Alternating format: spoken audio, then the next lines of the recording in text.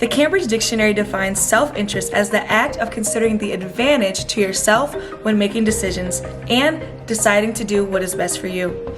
We can relate this idea of self-interest into minimum wage. I think we can all agree that most people want more money for their work. Let's look at this from a voter's perspective. Voters would support the minimum wage.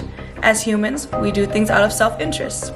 According to the dataforprogress.org, more than 80% of Democrats, Independents, and Republicans believe that the current federal minimum wage is not enough for a decent quality of life. Voters believe that the raise of minimum wage would provide families with high incomes, resulting in better infant and mental health. Also, who wouldn't want more money for necessities and pleasures? We can also look at this idea of self-interest from a politician perspective. Politicians would also support the increase of minimum wage. Our Vice President Kamala Harris has voiced her support in raising the minimum wage, not to $20, but an increase at that. Even State Senator Jess Ramos wants to raise the minimum wage in New York. Politicians believe that a raise in minimum wage would create economic security, meaning that towns and cities would do good economically. Also, if politicians support the idea of a raise in minimum wage, this may increase the amount of votes they get, going back to that idea of self-interest. As nice as raising the minimum wage sounds, we also have to look at the negative implications of this. Raising the minimum wage can hurt the most vulnerable employees. This can lead to job instability of citizens.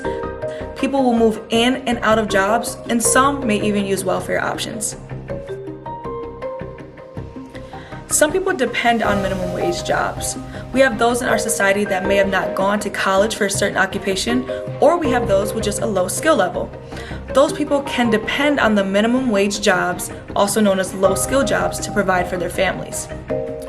If the minimum wage was to be raised, employers may employ less workers in order to balance their books. This would result in the low skill workers losing their jobs due to employers choosing the most valuable workers, resulting in the vulnerable being exposed to bad economic situations.